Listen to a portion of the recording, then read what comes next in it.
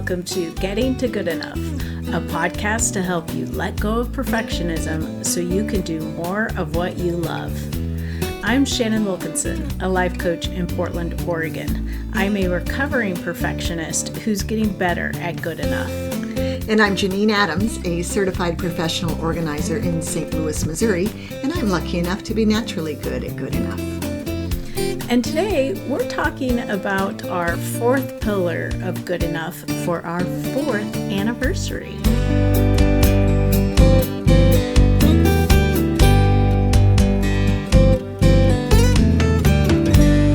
Janine. Hey Shannon, how you doing? I'm great. How are you? I'm great. Happy anniversary. Yay for us. Happy anniversary to you. Thank you. I think we were together when we recorded our third anniversary episode. Am I imagining that? I feel we were. I don't know. I'm probably imagining it. I know we've been together. I know we were together for something that we were celebrating. Maybe it was like our 100th episode or something. I don't know. It doesn't matter. But I wish I were doing this in person with you, but that would be exponentially more fun, but this is pretty good. Yes, and we had a lovely time playing Yahtzee with our spouses over Zoom over the weekend, so I feel like we've been together. Yeah, it's funny. It does feel like we have spent time together. Yeah. Even though you two were just on a little screen. That's right. that was fun. So was fun. 4 years. It's in a way it feels like it's flown by, and in another way it feels like I can't even remember when we started this. We've been doing it so long. I know. It feels like we've been doing this for we've always been doing it. Yeah, I can't remember a time when we weren't doing this, even though we've known each other 20 years or however many years, right? Yes, and I think it was for our third anniversary last year, we talked about the three pillars of getting to good enough. Mm-hmm. Pillar 1, done is better than perfect. Pillar 2, know your why. And pillar 3, good enough is good enough. Yes, and those are excellent pillars. Yes. And we've recorded an episode, number 160, 25 minutes long, and I will link to it in the show notes if anyone wants to listen to it after hearing today's episode. Yeah, and I think, those things really do stand the test of time in helping us achieve more comfort, more prevalence of good enough in our lives. Absolutely. I mean, all of them, the three of them together actually are terrific. But that know your why is really the stable foundation of the whole thing. I come to one that I didn't, before we started recording this podcast, I didn't think about as much, but now I think about it all the time. I do too. It's the thing, whenever I am unclear, that's the thing I always go back to first. Mm-hmm. First thing I think about, wait, hold on a minute. What's my why here? That's right. And it helps guide your decisions. I'm teaching a decluttering workshop in person at the Omega Institute in Rhinebeck, New York next month. That's so exciting. Yeah, I'm really excited. And I built into it's a 10.5-hour workshop, so I really get to talk about anything I want. But really getting in touch with your why when it comes to decluttering is going to be a big part of it. And also letting go perfectionism around it.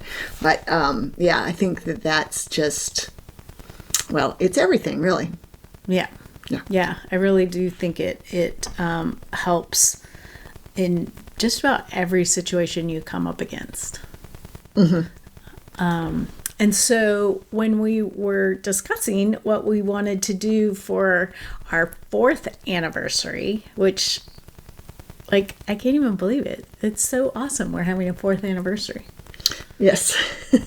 By the way, this is the fruit and flower anniversary. I don't even know what to do with that.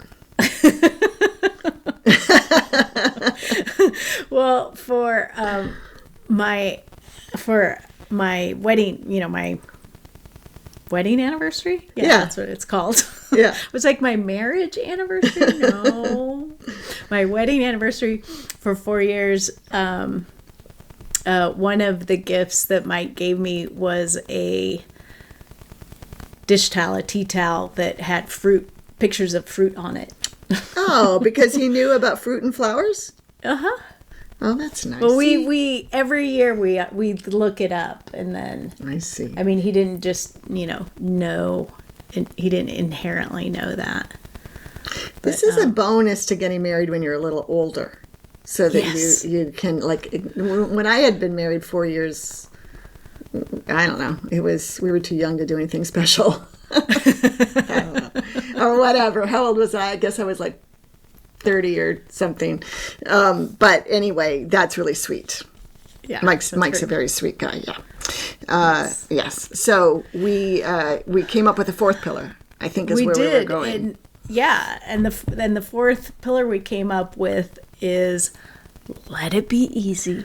Ah, my favorite phrase. I know. Was that like angels singing right there? It was. It really is. It really is the phrase that rules my life, and I love it so much. And I really do think that it is a really important pillar of getting to good enough. Yes, absolutely. It's something that I've considered over the years. I mean, I think I first heard it, 10 years ago, maybe? Oh, more than that. 15? Yeah, more like that. Because it was Michael Neal, right? We heard about it. Oh, right. Yeah, when he said, "Why is it so hard to let it be easy?" Right. Yep. Right. Oh, yeah, that was a while ago. Yeah. But it didn't really take form in my life until we started this podcast, and we talked about it over and over again, and it really, like, on a weekly basis, I heard what a difference it made for you, and it started rubbing off, I think. Oh, that's excellent. Well, also, though, we really embraced it in creating the podcast. So we lived it. I mean, we really did, because we wanted to get this thing off the ground quickly, and we knew that we didn't have to strive for perfect, which was so liberating. So we just selected the easy route for each decision we had to make, and it's worked out quite well. Right. Yeah. And I really feel like these 4 years have helped me embrace it in a way that letting it be easy feels like what do I want to say? Like a beneficial choice, as opposed to cheating, taking the easy way out choice. Right. Socializing. Yeah, exactly. That's, to me, a huge shift that I'm glad to hear you've embraced, because I know we are socialized probably to not take the easy way out, and somehow working harder is better, and no pain, no gain. Right. But truly letting it be easy and just building as much ease into everyday life, in my view, is fantastic. Yes. And that isn't to say, like, I think we all know why now. I enjoy a challenge, but you can still let it be easy while enjoying the things that, take some effort that feel like a challenge. Yeah, right. Within the context of the challenge, you can let it be easy. Yeah, absolutely. I love a challenge too. Our challenges that we embrace are different. Yes. I like the challenge of wearing the same dress for 100 days. You like the challenge of running a marathon. I mean, they are different, but we still both, we figure out ways to make it be as pleasant and easy as possible. The challenges. Yeah. And we were talking about that in a recent episode where I was discussing the walking the Camino and how originally like I felt like I wanted it to be this challenge of like, you know, I have to find a place to stay and all of that. And now I'm like really embracing the idea of just letting someone else plan it for me. Yeah, oh, that's great. And letting it be easy. You're still going to have plenty challenge. Walking, how many miles? Remind me. Probably, well, it's 175 miles total. Wow. Yeah, that's a challenge. Yeah, you have plenty to challenge you. So you might as well make the accommodations part, the planning and the accommodations and so forth, be easy. Yeah. Yeah. Yeah. Yeah. Oh, that's so great. Yeah, that I can't believe I forgot that was your current challenge, whereas mine is, I don't even have one, I don't think. I'm trying to do yoga every day this month for reals. But that's okay. It's okay. You know, that's the beauty of it is we all get to do what gives us happiness when we went to. Yeah. And then we embraced the Let It Be Easy philosophy this year, or maybe in the last year or so in our podcast, by making our episodes shorter. We did.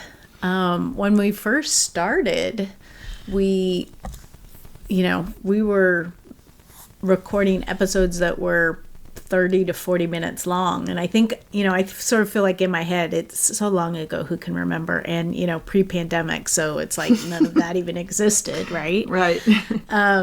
But I think in my head, it was like, well, if it's not at least a half an hour, it's not worth it. Right. It's not legitimate, or is that what you were thinking? Or it's just not worth the effort. Yeah. That was sort of what half hour seemed to be the right time. And sometimes we went longer than that. And right? Didn't we go 40 minutes? Yeah, we did sometimes go longer than that. And then when things got a little more complicated, I think, the pandemic, I think, is sort of what started it. It just seemed, it just felt harder to do something for that long for a while. And the thing that you say before almost every single episode before we start recording is, we can always let this one be short. That's right. Yeah, and they used to really mean it, like, because it was hard, right? Oh, now you're bringing it all back. It was like, we have to talk for a half hour, so we had to make sure we had like really enough cogent things to say, or to trust that we could come up with them in the course of conversation. Well, we can always let it be short, and it'll be fine. And then we just made it shorter. And then we started listening to you. Right. And then we discovered that not only did it make recording the episode easy, but it made producing the episode a lot more easy. Yes. Yeah, it's weird how the difference between producing a 20-minute episode feels so much easier than producing a 30-minute episode. Like, it feels like it takes half the time, which makes no sense. It absolutely does. I mean, I think, probably both gotten over the squirmy feeling one gets when one hears one's own voice, recorded voice, right? Yeah, that happened about 3.5 years ago, I think. Yeah, right. Now it's no problem. But for a while there, just the actual listening to the episode in order to, in your case, edit it, and in my case, do the show notes, just felt kind of laborious. And and cutting the time now. We've been doing more like 15-minute episodes, 15 or 20-minute episodes. It just makes it a breeze, especially since we have trouble remembering to do it. So sometimes I do. So sometimes we're under the gun. Right. Oh, yeah. There's been a time or two where the day before the episode is supposed to be published, you're like, hey, have you had a chance to edit that yet? Oh my God. Well, yeah, and if I would remember earlier to remind you, but I don't remember until the day before. And then there was the time you called me, or I think you texted me on a Thursday and said, what happened with this week's episode? And I just completely forgotten about it. I hadn't even started. Oh, yeah, I went to send the email for Thursday morning, and when the new episode came out, it was like, that's weird. No episode. Well, maybe because sometimes the time, if you're traveling, the time gets messed up on when it publishes, and it just wasn't there. Yeah, because I didn't do it. episode that was not published at our normal time.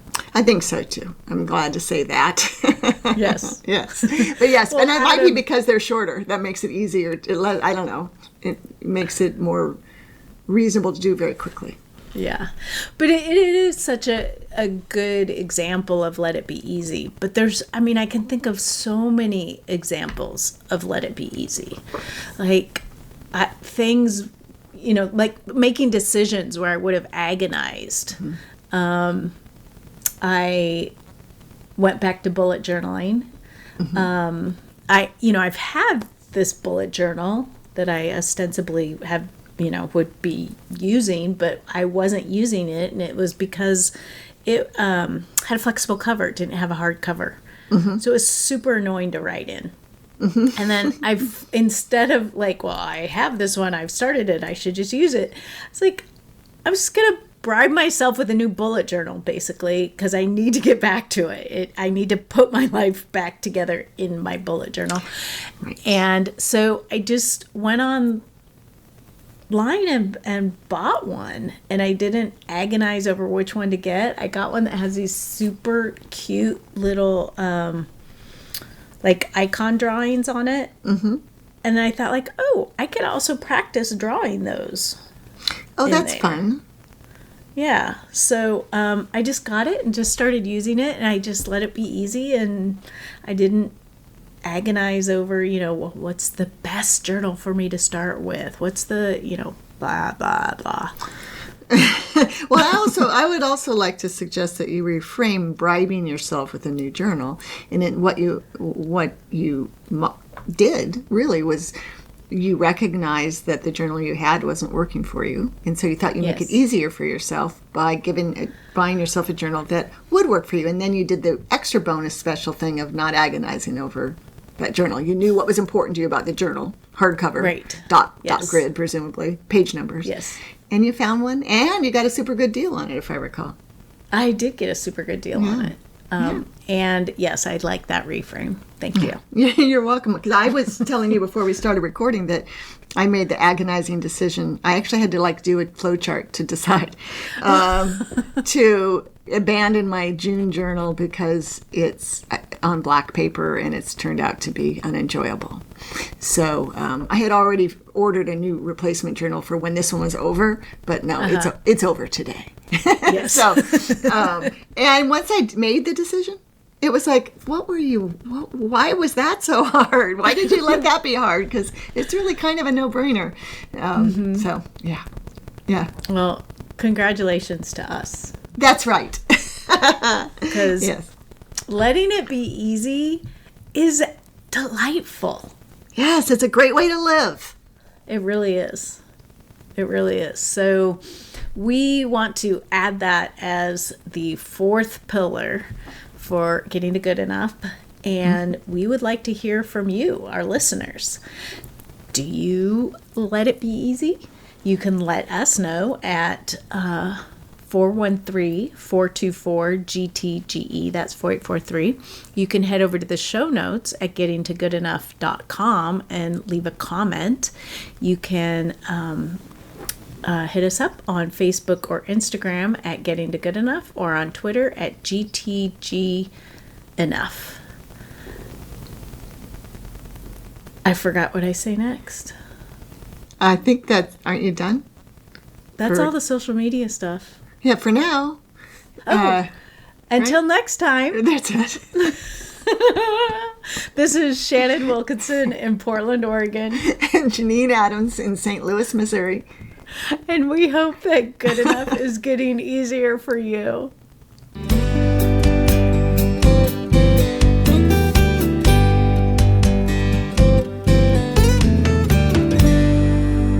I am so out of practice. Well, we did miss it a week or so. Yeah. You're doing great, Shannon. Thanks, Janine.